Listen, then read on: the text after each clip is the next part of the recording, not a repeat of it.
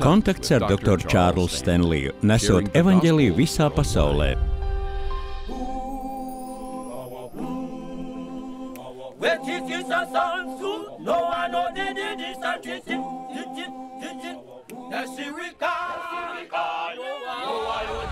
Sēžam kravas auto piekabē un esam ceļā uz Mlembi. Mēs dodamies uz Pigmeju ciematu, lai nodotu lāpu. Kad ieradīsimies, mēs būsim pirmie cilvēki, kurus viņi redzēs pēc ilga pārtraukuma. Turklāt mēs sev līdzi vedam Jēzus Kristus evaņģeliju un kabatas bateriju lāpu.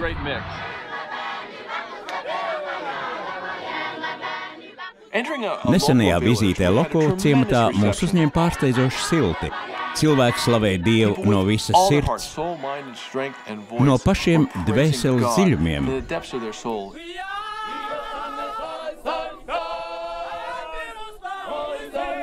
Tā ir iespēja doties uz Pigmeju ciematu un sludināt evaņģēliju.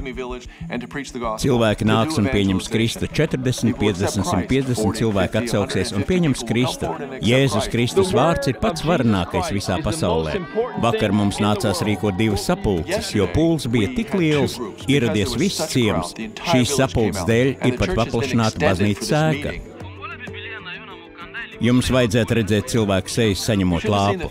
Tas ir fantastisks rīks ar kabatas bateriju. Viņam patīk gaisma, un mēs mācām, kā ar to rīkoties, jo tajā ierīkot ir vairāk audio atskaņošanas kanāli.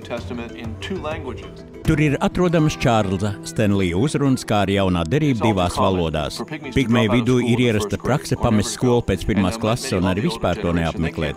Vairums vecākās paaudzes nemāk lasīt, viņiem nav cerību.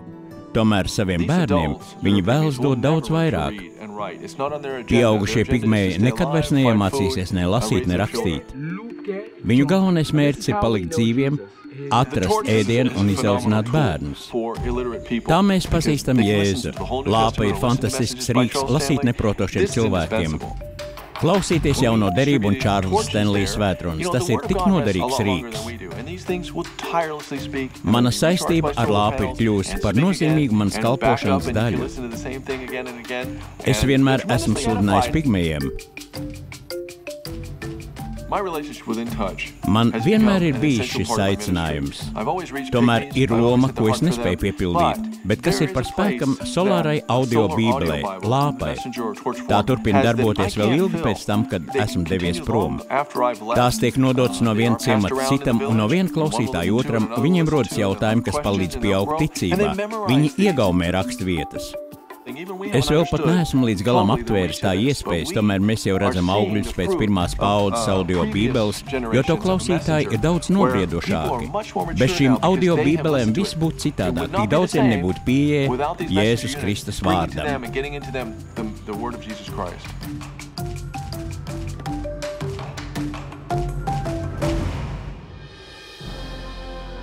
Turpmāk raidījumā Kontakts svētruna izšķirtspējīga gara spēks. Vai nav dīvaini, ka reizē mums sagādā grūtības izšķirt labo un ļauno? Mēs pieviļamies paļaujoties to, ko esam dzirdējuši vai redzējuši. Tāpat mums mēdz būt grūti saprast, vai uz mums runā Dievs. Arī sarunājoties ar līdzcilvēkiem, nereti mēs neizprotam viņu teikto, jo viņi izmanto savus vārdus, savu izteiksmes veidu. Man sāp, man vajadzīga palīdzība, bet mēs nesaprotam. Mūsos nav izšķirtspējīgs gars. Kaut kā tā ir sanācis, ka neviens mums nav mācījis, ko nozīmē spēt izšķirt. Mēs vienkārši pieņemam visu tā, kā redzam vai dzirdam. Tomēr dzīvojot šajā laikmetā, mēs nevaram to atļauties. Ne mēs, kā vecāki, ne mūsu bērni vai mazbērni. Patiesībā arī mēs, kā visa tauta, nevaram atļauties pieņemt lēmumus bez šī izšķirtspējīgā gara.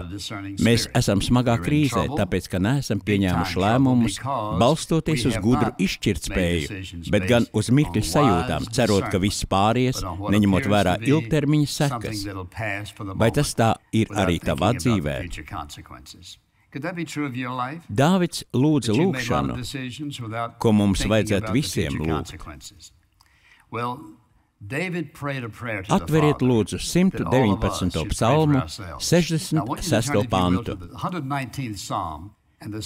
Viss šis psalms runā par Dieva vārdu. Ir noderīgi reizi pa reizei pārlasīt šo psalmu, jo tajā tik skaidri redzama Dieva vārda ietekme uz mūsu dzīvi. 119. psalms, 66. pants. Tu, kungs, esi darījis labu savam kalpam pēc apsolījuma. Māci man visu pareizi saprast un atzīt, jo es ticu taviem baušļiem. Māci man visu pareizi saprast. Mēs dzīvojam pasaulē, kurā sastopam tik daudz viltojumu, melus, puspatiesības, kas sajauktas ar patiesībām. Mēs dzīvojam laikmetā, kad nākas jautāt divreiz, vai tas, ko dzirdu, ir patiesība, vai tā tiešām ir patiesība, vai arī viltojums, meli.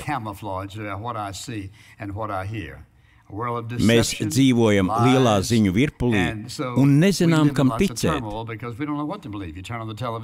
Ieslēdzot televīziju, viens stāsta to, otrs pavisam ko citu, pat pilnīgi pretēji. Kam tad ticēt? Šodien mēs dzirdam ziņas par finansēm, rīt jau dzirdam kaut ko pavisam citu. Mēs dzīvojam laikmetā, kas ir pārpildīts ar informāciju, bet noteikti ne ar patiesību. Šajā svētrunā vēlos runāt par vienu vienīgu tēmu – izšķirtspējīga gara spēku. Dieva griba ir, ka visiem viņa bērniem būtu izšķirtspējīgs gars.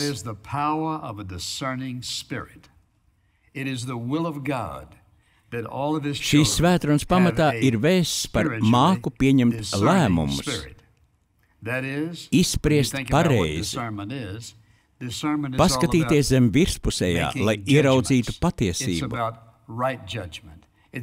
Tā ir spēja sadzirdēt, ko cilvēks saka, kā arī to, ko viņš nepasaka. Tas nozīmē izmeklēt dzirdēto, izvērtēt, izsvērt, palūkoties dziļāk, lai ieraudzītu patiesību. Dievs vēlētos, ka katram viņa bērnam būtu šāds izšķirt spējīgs gars. Pirmkārt, kāda ir patiesā nepieciešamība pēc izšķirtspējas? Mēs runājām par lielo informācijas daudzumu. Ja tu vēlies dzīvot Dieva gribā, tad tev neiztiks bez izšķirtspējīga gara, jo tas saka, es spēju patiesi izprast, ko Dievs man saka. Viņam ir griba, mērķis un plāns ikvienam no mums. Tu zini, kāds ir šis plāns? Vai tu izproti Dieva mērķi un plānu savai dzīvei? Tu varbūt jautāsi, kā es varu uzzināt? Viņš pats vēlas tev to atklāt, viņš ir gatavs parādīt. Viņš zina, kas ir pats labākais. Ja tu nespēj izšķirt, vai runā Dievs, vai arī tevis paša domas, kā gan tu varēsi zināt, ka esi Dieva gribā vai piepildi viņa gribu? Ir ārkārtīgi svarīgi iemācīties izspriest gudri un pareizi. Otrkārt, ir svarīgi spēt atšķirt patiesību no maldiem. Palūkosimies, kā. Ja tu nevari atšķirt patiesību no maldiem, tu pieņemsi lēmumus, kas tev dārgi izmaksās. Padomājiet, kas notiek mūsu skolās, pamatskolās. Bērni dzird par evolūciju, ignorējot Dieva esamību. Mēs nedrīkstam runāt par Jēzu. Ko gan citu gaidīt? Kā gan varam sagaidīt, ka viņi izaugs ar izšķirtspējīgu garu, ja neviens to nav mācījis? Patiesībā jau tā ir vecāka atbildība. Jūs jautāsiet, kā iemācīt bērniem šo izšķirtspēju, kā pašam to apgūt. Tādā gadījumā būs problēmas gan tev, gan taviem bērniem. Dieva griba ir, ka viņa bērni seko viņa gribai, kas nozīmē, ka man jāiemācās klausīties viņā. Tajā, ko viņš saka, jāspēj izšķirt, vai tā ir patiesība vai maldi. Ir cilvēki, kas sajauc patiesību ar maldiem. Ir tik daudz sektu un kultu. Tieši to arī viņi dara. Tur ir mazliet patiesības, kas samaisīta ar lielu devu maldu, un cilvēks dzird tikai to, kas izklausās labi un pareizi, ko tev ir mācījuši, un to maldu daļu tu pat nepamani, un tad sākas apjukums. Tātad ir svarīgi iegūt izšķirtspēju garu, lai spētu izspriest pareizi, lai zinātu patiesību. Ir ārkārtīgi svarīgi, ka mēs spētu pārvarēt un neļaut grēkam sevi pievilt.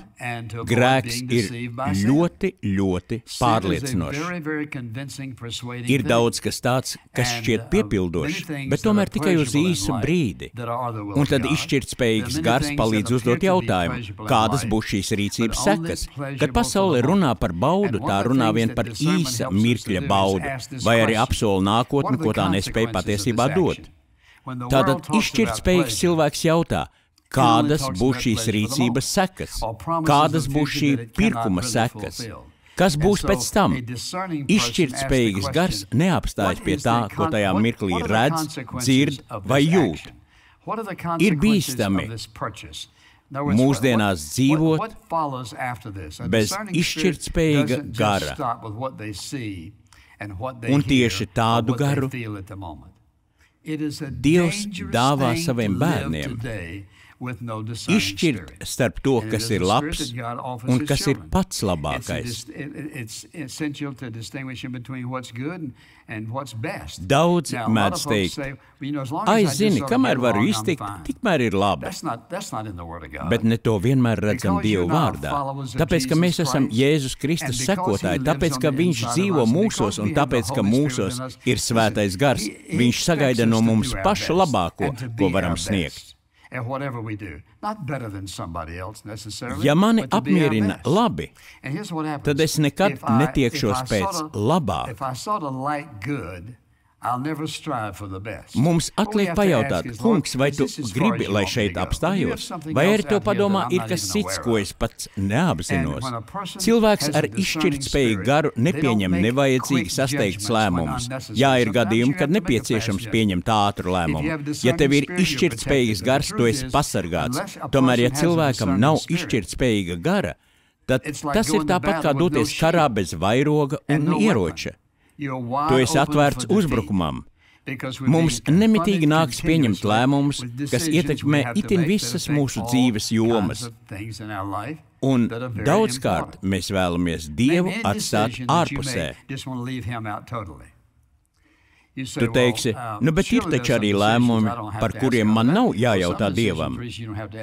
Iemesls tam, kāpēc ir lēmumi, par kuriem mums nav uzreiz jājautā Dievam, ir tas, ka tu jau reiz esi viņam to jautājis.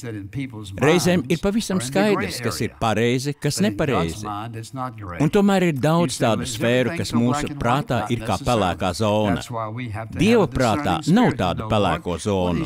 Tu teiksi, vai tad viss ir melns vai balts? Nē. Es to nesaku. Tieši tāpēc izšķirtspējīgs gars ir tik svarīgs, lai zinātu, vai tā ir kunga griba.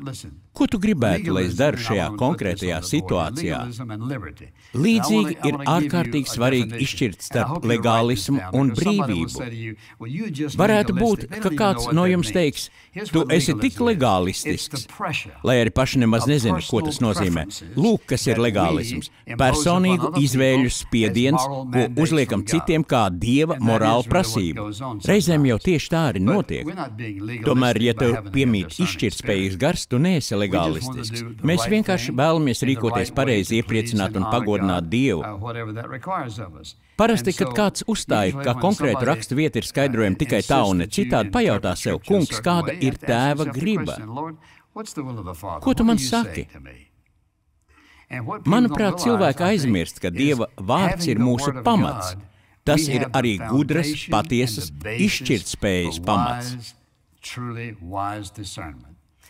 Tikpat svarīgi ir atpazīt, kad Dievs uz mums runā. Ja es jums jautātu, vai ziniet, kā sadzirdēt Dievu, ko tu atbildētu? Vai jūs zināt, kā sadzirdēt Dievu? Jūs teiksiet, es pat nezinu, vai Dievs tā runā.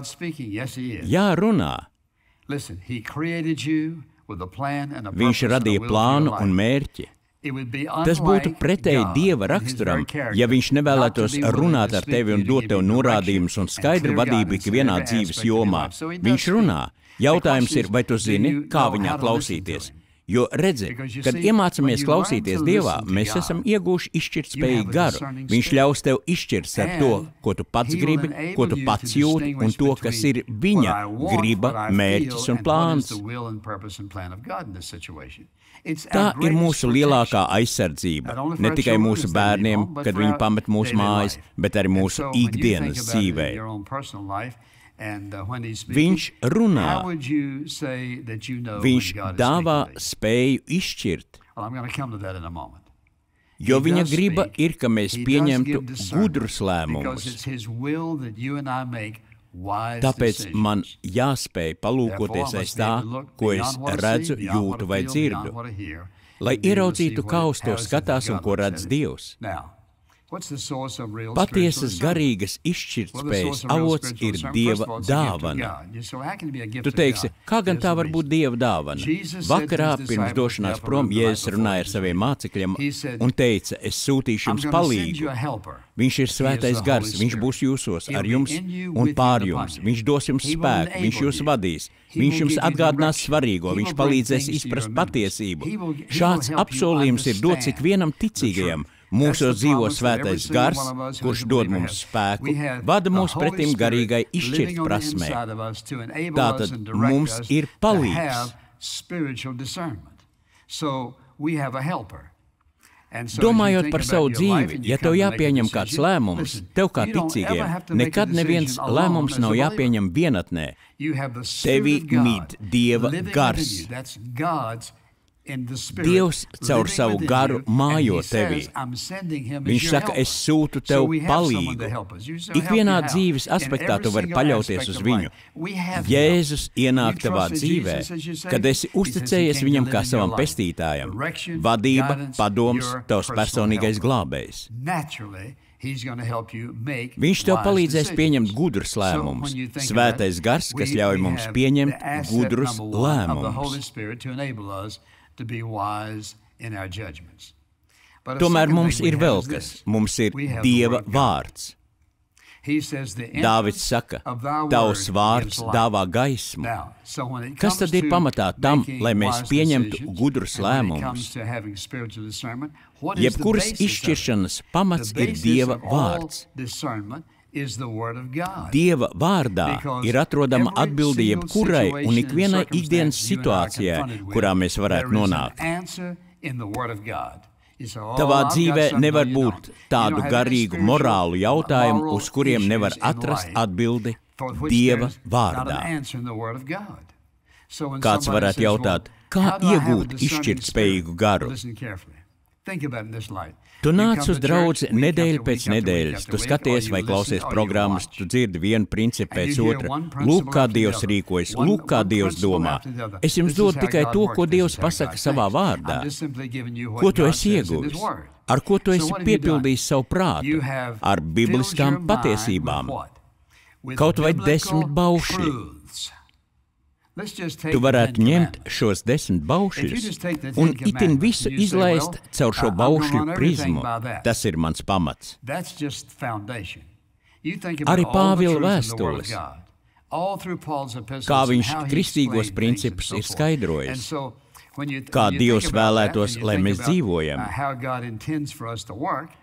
Pirmajā vēstulē korintiešiem, 2. nodaļā, sāksim ar 10. pantu. Viņš raksta, mums Dievs to ir atklājis ar savu garu, jo gars izdibina visas lietas, arī Dieva dziļumus. Jo kurš cilvēks zina, kas ir cilvēki, kā vien cilvēka gars, kas ir viņā, tāpat arī neviens nespēja izprast to, kas ir Dievā, kā vien Dieva gars. Cilvēks nav ticīgs. Viņam nav arī garīgā izšķirtspēja. Tas nav iespējams. Neviens nespēja izprast, kā vien Dieva gars.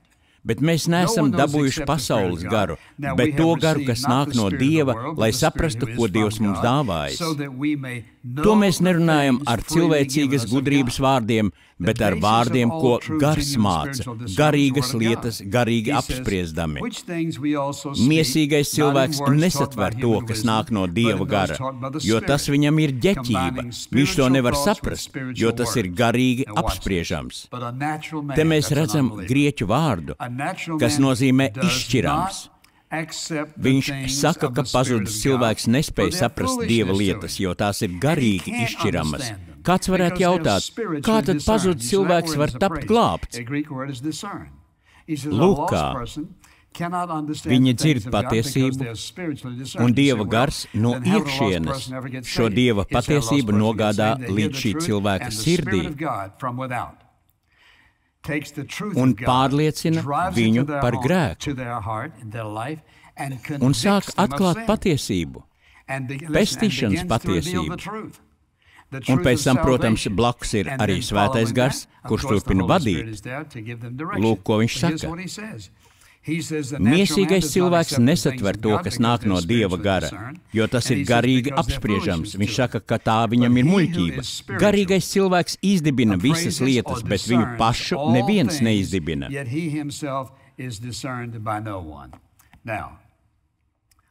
Ar to viņš vēlas pateikt, ka tad, kad mūsos dzīvo Dieva gars, mums piemīt šī izšķirtspēja. Viņš ir tas, kas ļauj mums izšķirt. Līdz ar to, ja kāds gribētu mūs tiesāt, piemēram,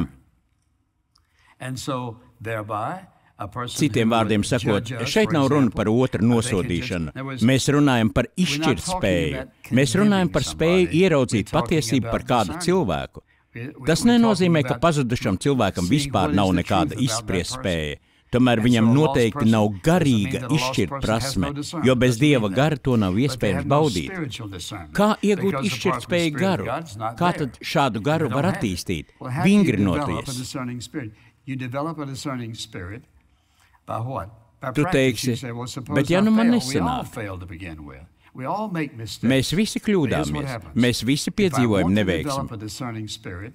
Ja es vēlos sevi attīstīt izšķirtspēju garu, tad vispirms man jābūt kristietim. Es lūkšu Dievam pēc vadības un darīšu to, kam es ticu, ko viņš ir sacījis. Es varētu uztvert to pareizi, bet varētu uztvert arī nepareizi. Tu teiksi, ja nu tā nav, kā cilvēkam iemācīties?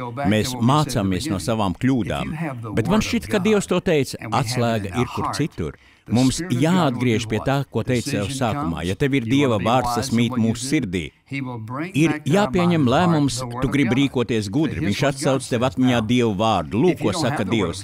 Bet ko tad, ja tavā sirdī nav Dievu vārda? Tāpēc es saku, lasiet, lasiet, lasiet, jo lūk, kas notiek. Lasot Dievu vārdu, viņš ieraksta to tavā sirdī. Jo vairāk tu lasi, jo vairāk tu saproti. Tu lasi, kas notiek. Mēs ieprogrammējam savu prātu, savu sirdi un garu domāt tā, kā domā Dievs. Kas notiek, ja ignorē Dievu vārdu? Atmetot Dievu vārdu, tu sāc domāt tā, kā domā pasaule. Cik daudz informācijas tu saņem caur televīziju, savā darbā? Tu dzirdi tik daudz dažādu lietu. Informācija tevi bombardē no visām pusēm. Un ja tajā visā tu pavadi tikai mazliet laiku, lasot Dieva vārdu, kas tad šeit ņems virsroku? Ja neesi uzmanīgs, tu ļauj pasaules uzskatiem aizēnot Dieva uzskatus, un tad tu pieņem nepareizu lēmumu. Izšķirtspējīgs gars ir tava lielākā aizsardzība.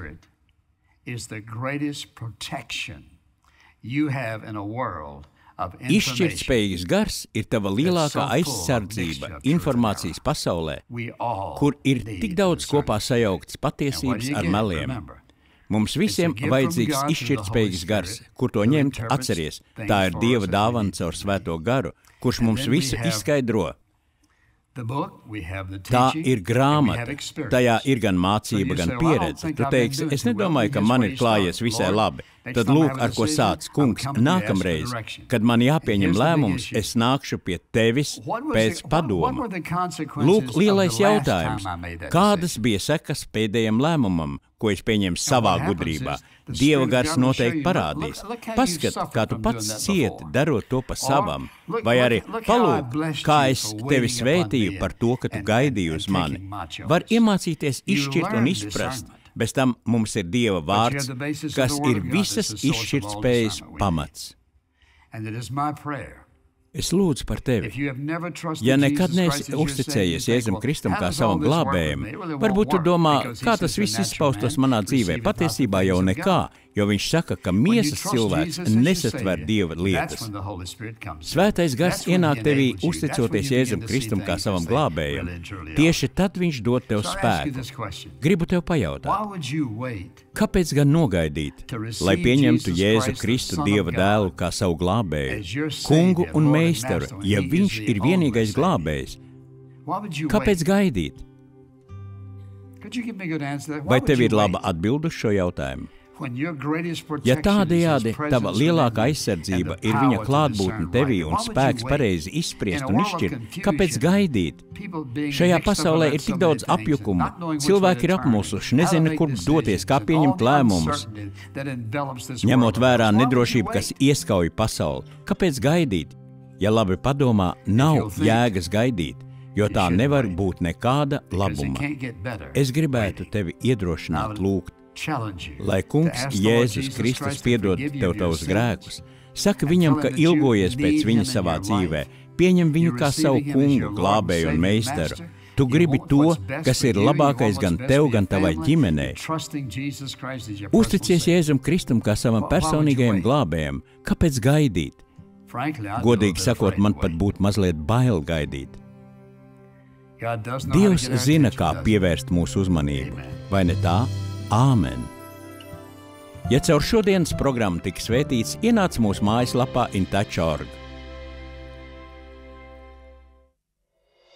InTouch vada cilvēks visā pasaulē dziļākās attiecībās ar Jēzu Kristu un stiprina vietējo draudzi. Šo raidījumu sponsorē InTouch ministrijas un tā skanējums iespējams pateicoties Dieva žēlastībai un jūsu uzticīgajām lūgšanām un dāvanām.